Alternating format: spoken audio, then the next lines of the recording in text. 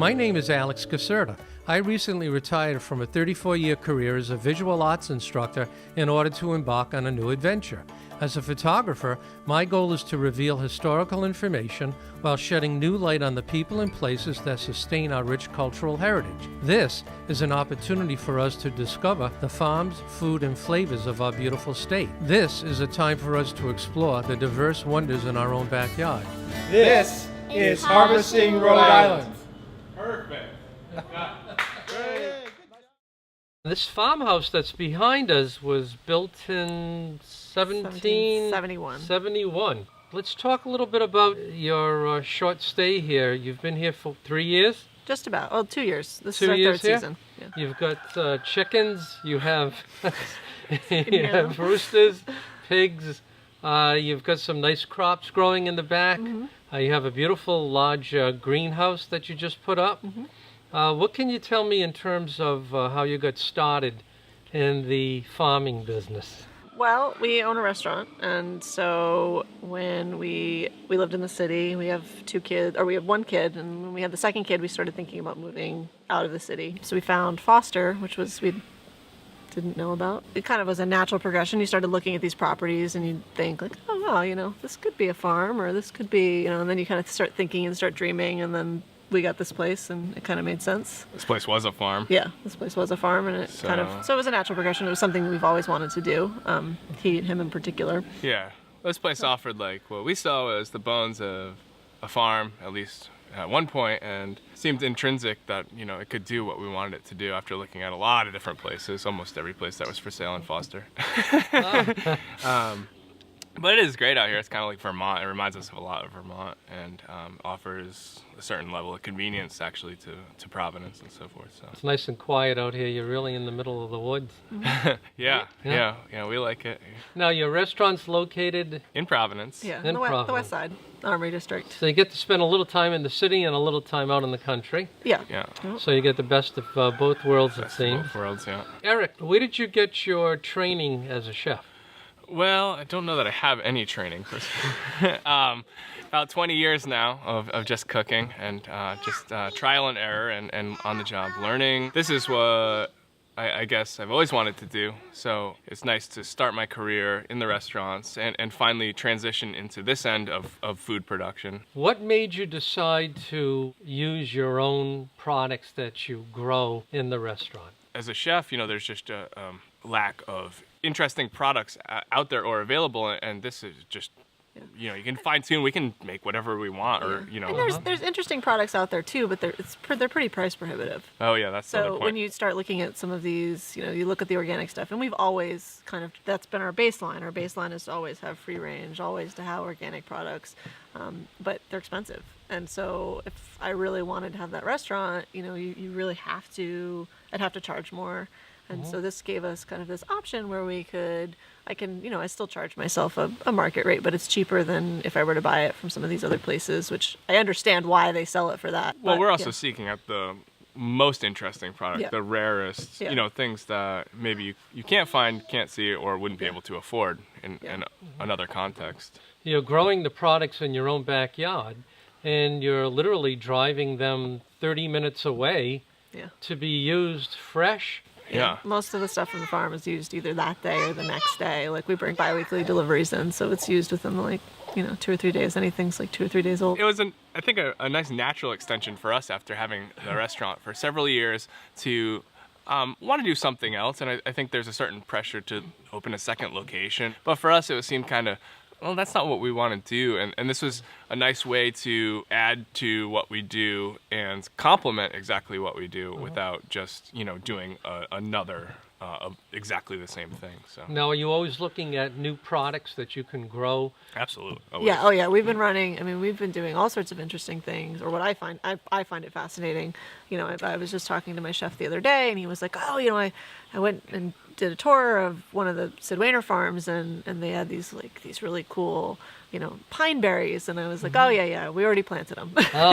So it's cool. It's cool to be able to find these really cool niche products. When you're planning out your meals at the restaurant, do you need like 2 or 3 days of planning time before you actually decide what you're going to bring in? So Our 2 or poor 3 chef. years. how do you I wing know. it off? Yeah, it's an interesting process because like right now, so Eric's managing the farm, and so our sous chef has actually taken over the chef position at the restaurant, and so it's my poor chef is like, we're just like throwing product at him, and we're getting a little bit better at being able to be like, okay, this is the product for this week, and the way that we've worked out the menu is that we have our kind of set menu, and that has that stuff that we know we're going to have a lot of. And that's been working out pretty well. But we also Yeah. have a specials menu, so he's been running. So yeah, sometimes I'll be like, here, you have to use this today. It's perfect, it's fresh, and so he'll make a special like on the spot. He's really good, he's really talented, so he can do that. We have our kind of like short-term and long-term predictions. Obviously something like it's going to be summertime, we're going to have a lot of tomatoes. Right now, I try and let him know at the beginning of the week, okay, we're going to have, right now carrots and cucumbers, squash like crazy. So just to try and let him know, yeah, probably 3 or 4 days. That way he can kind of, by the time he gets to the weekend, he's got some idea of what he's going to be working with. Different times of the year, you're going to try to grow a variety of different products. Yeah. Because of the weather that we have here in New England. Yeah, it's when June rolls around, everybody wants fresh Corn. farm Yes. stuff, and the reality is that it's New England. It doesn't happen that way. Yeah. If you have a greenhouse, you can get a little bit ahead of the season, but the reality is that it's August 1st. And granted, we put our tomatoes in late because we were building that greenhouse, but we're just coming up. We're just about to get our first set of tomatoes, and it's. But you'll have them for a while. Oh, yeah. You'll Yeah, be able no, to it'll be take great, them yeah. into a But later season. But the interesting thing for me as an experiment is that it's as far as cooking seasonally, it's really it's right there. So we have everything available from everywhere in the world nowadays where you can eat asparagus in December and so forth. But I'm really we're honing it. You're able to go out to the garden and there's greens and there's the things that are quite literally seasonal. Now, all the eggs that you get from the chickens, you use in the restaurant, I'm assuming. Sunday brunch, yeah. Sunday Yeah. brunch. And yeah, we've done a couple rounds where we've ordered chickens online before, and then we actually started breeding our own this year, so we're hatching out our own eggs. So that'll be what we'll continue to keep doing as the years progress. How many eggs do you think you collect every day? It varies, anywhere from 20 to 30 right now. 20 to 30. 20 to 30 Yeah, eggs. And you 30. have about 80 chickens? Yeah, Yeah. they're all varying ages though. So some of them Are are on this the year's older babies. spectrum, and then some of them are this year's babies. So they're not producing yet. And then the older ones, we kind of have to start to think about what we're going to do with them because they're not producing as many eggs. Do you have any recommendations for young people who are interested in obtaining some land and starting out with a small farm and possibly not so much maybe owning their own restaurant, but having a farm where they can sell their products to some of the local restaurants? That's a hard one. The one thing that I have learned is starting a farm in Rhode Island is hard. It's pretty amazing. I mean, we love what we do, but there's not a lot of resources out there in terms of figuring out like what kind of licensing you need. It's there, but you have to kind of pick through it. So like do your research, But as far as actually doing it, I think, as buying land is challenging. But as far as, developing a marketable product, just talk to chefs, talk to restaurateurs. And, I think that even if you had the smallest of backyard gardens, you could be developing or growing a product that you could sell to someone because, a lot of this is a direct evolution out of my need or want for certain products that I just found that I couldn't find or get, and I've developed them. And I think that if you were a gardener or a farmer and you wanted to develop something, you could talk to people and they'd be like, oh, I just can't get this one thing that I want. So What type of pigs are you raising? Is there a special breed Yeah, that we you're working do with? all heritage stuff. So right now we have two gilts, which means that they have not had babies yet, and we have one boar. We've done in the past Gloucester Old Spots, Tamworths, and we currently have a large black, and then we have a cross she's a large black Gloucester Old Spot with a little tiny bit of Tamworth in her. So those are our breeding pigs. I'm actually quite fond of them, which You're is fond why of they're them? our breeding pigs. And I understand that you're vegetarian. I am. So it's a little weird. It's very weird. Oh, I've been a vegetarian since I was 14. If you had asked me if this was what I was going to be doing with my life, I probably wouldn't have believed you. But it's an interesting process. You know, the reality is that I don't have a vegetarian restaurant. I have a restaurant that sells meat. And so at least this way, I'm raising them the way I think they should be raised. I'm treating them kindly. They're eating really well. They live in these large forest expanses. They get moved on to the pasture. And it's still hard. It's still a hard process to, you send them off to slaughter. Which is why these two will not be.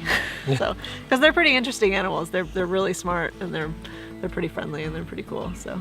It's pretty amazing, like having kids and having a farm, because the kids get to learn where everything comes from. My kids probably eat like 4 or 5 cucumbers a day right now. It's pretty amazing for them to be able to go out. Like, the kids actually help me plant the cucumbers every year, and we're just about to harvest all of our soybeans for the edamame, because that's my daughter's favorite food. So it's cool. I mean, it's really cool to be able to give them that. And they're very adventurous with the things in the garden. You get them trying lettuce, and they're eating fava beans and things kale and rainbow chard and. They'll really go out on a limb with food that's from the garden. Yeah, and they're also running around in the yard with the chickens. Yeah, it's great. Yeah. It's definitely great. What? Yeah. Yeah. That's Daddy. Yeah.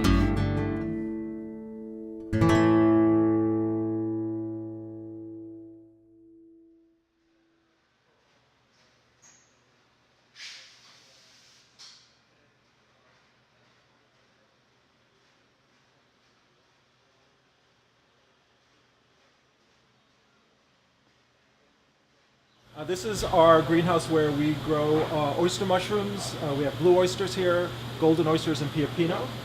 Here you see them fruiting out of the bag. Inside of the bag, you can look at one of these clear ones. You can see what's called the mycelia, which is all that white mass. That is the actual mushroom. What we know as a mushroom is really the fruit of the organism. So this is actually almost like a flower. And what happens is that the mycelia grow through the wheat straw and cottonseed hull that's inside the bag. And once we place it into the grow room, the temperature and humidity conditions are such that it essentially tricks the mushroom into thinking it's either spring or fall in time to fruit. Okay. So we have them fruiting here. You'll see they start off very, very small. And this is about a day's growth. That's 2 days growth. That's 3 days growth.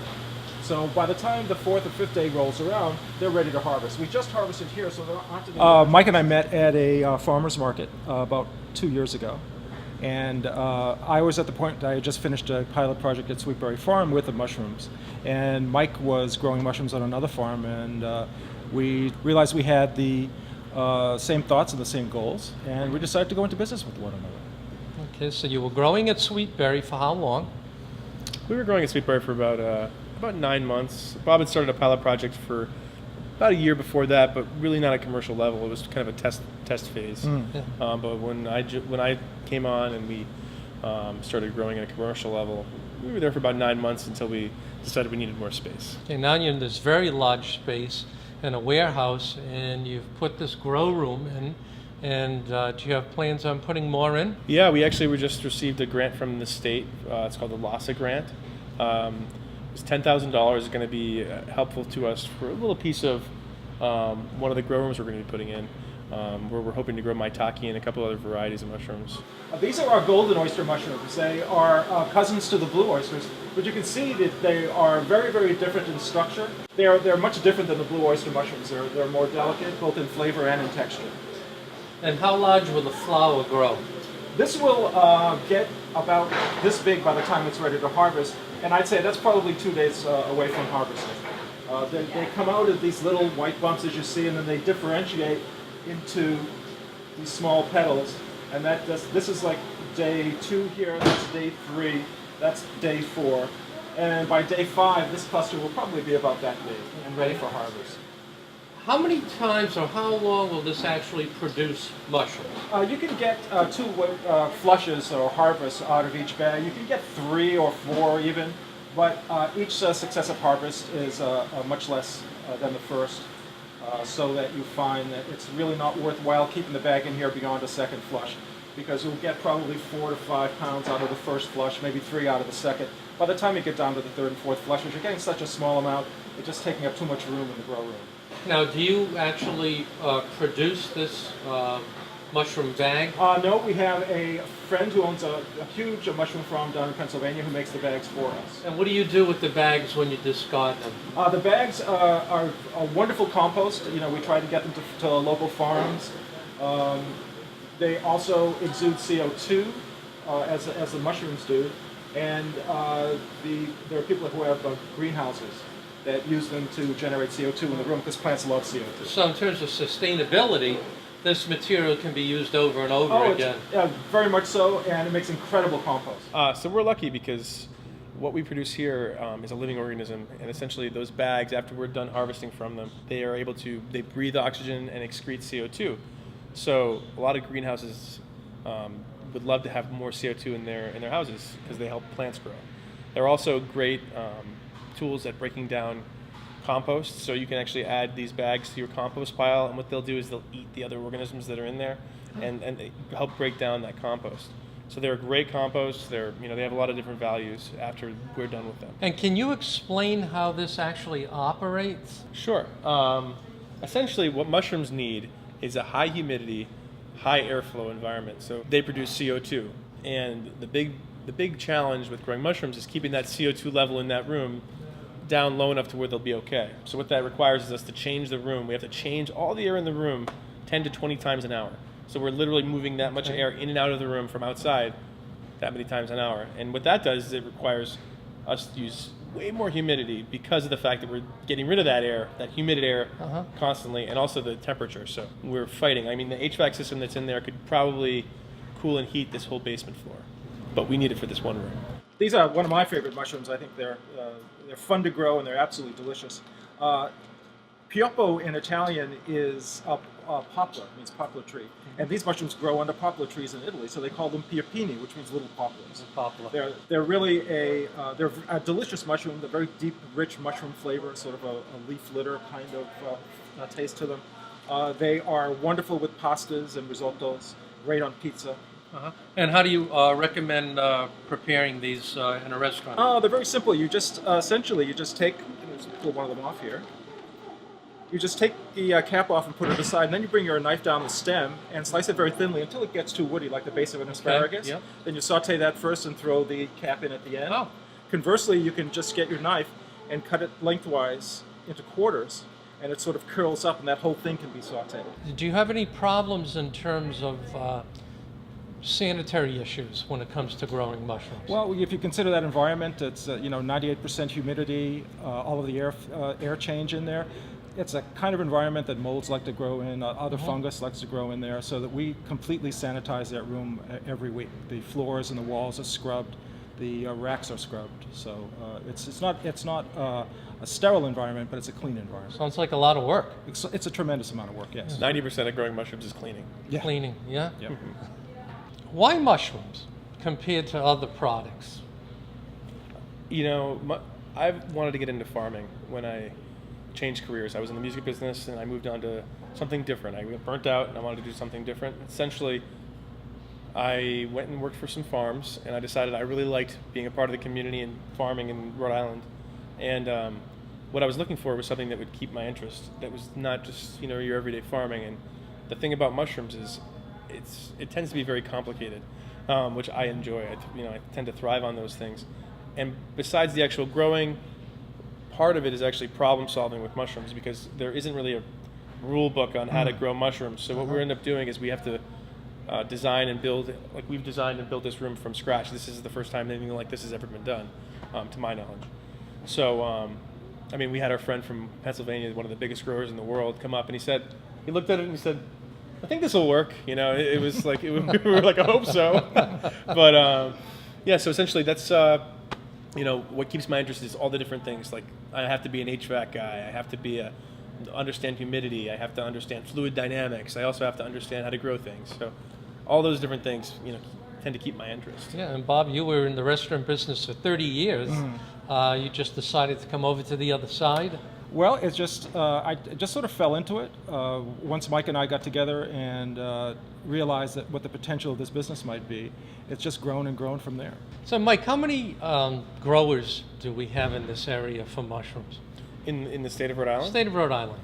To my knowledge, there's only one real large commercial grower, which is us. There's a couple people that kind of do a small amount of mushrooms, but yeah, we're the biggest grower in New England right now, to my knowledge. Maybe there's someone out there I haven't heard of, but I'm pretty sure we are. And but there's a couple other guys. There's New Hampshire Mushroom Company.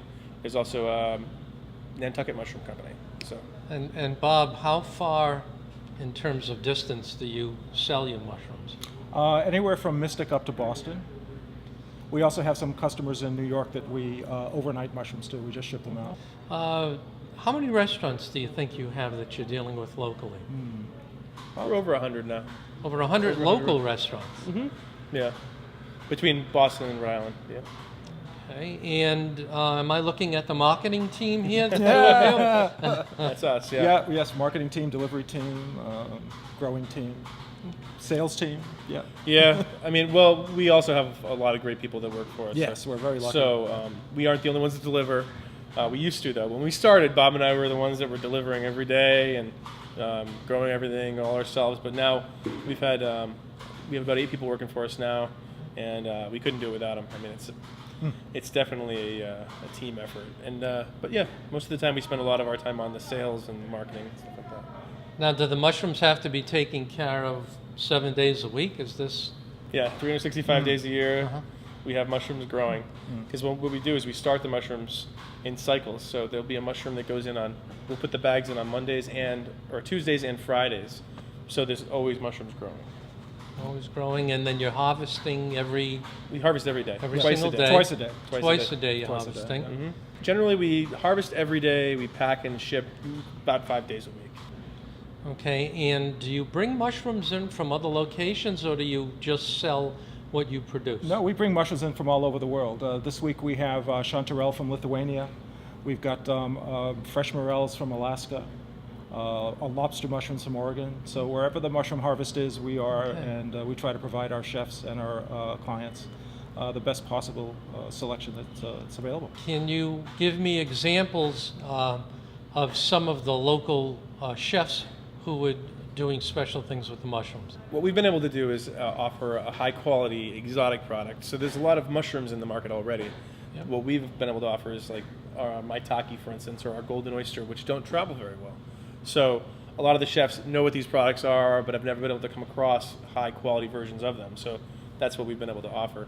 Some of the people that are doing great things with this stuff is like Gracie's restaurant in Providence. There's White Horse Tavern in Newport, Stoneacre restaurant in Newport. We're also working with local foragers, and there are a lot of wild mushrooms in this area that are edible and quite delicious, and the chefs are really enjoying being turned on to those. Do you have any future plans for expansion?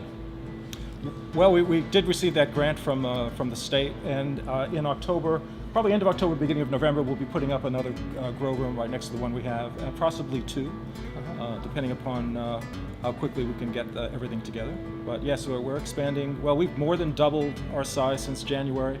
By next January, we'll double again. And do you think you'll ever get to the point where you're selling beyond New England? It's a possibility. It's a distinct possibility, particularly with the kinds of mushrooms we're growing. Not a lot of people grow the exotic mushrooms as we do, so that the likelihood of expanding into New York and other areas of New England is very, very possible.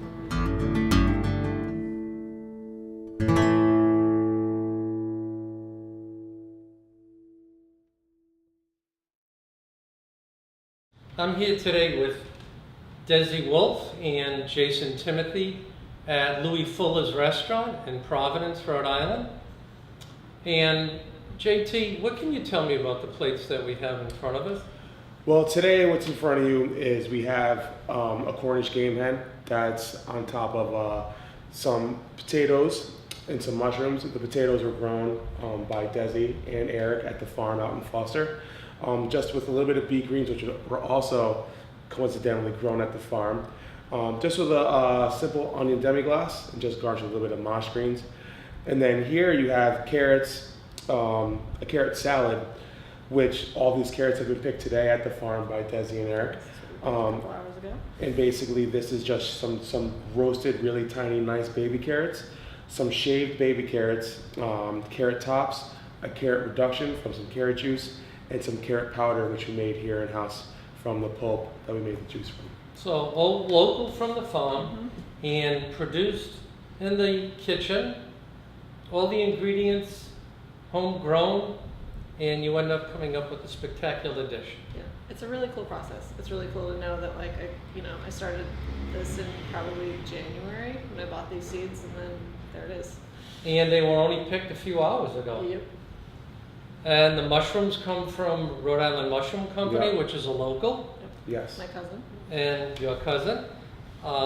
The hen is also, That is also local. That comes from Buffoni's poultry farm out in Johnston, which is literally 10-15 minutes from here. So, it's a quick phone call, and they have the hens dressed and ready for us to use that day. how would you categorize what you're doing? Well, the idea is that we're a French bistro, but we're a neighborhood bistro and we're not in France. So, you kind of have to compromise some of those ideals, and so you end up kind of creating French-inspired food that we use as many local ingredients as possible. And I would say I would agree that yes, I mean, being as small as we are, and again with the amount of products that we get locally, especially from you and Eric, I would classify ourselves as New American French-inspired bistro, and then you try and take those things and then make it work on a plate. try not to take it too seriously either in one direction No. or another. So we have fun with food. Yeah. If we want to do something Asian inspired, we'll do something Asian inspired. You If have we that want to- ability. Yeah, Eric puts barbecue on Sunday brunch's menu, so we have fun with it. Yeah, and that being said, I would call our we're fun food. Like, again, we don't take ourselves seriously, and we take ourselves seriously, but just to the point where we know that we're doing the best we can on both halves of the restaurant, that we also make everyone else feel comfortable and like they're coming to your home. So that's how we basically feel, from my standpoint, about the food, the service, and everything that goes on here.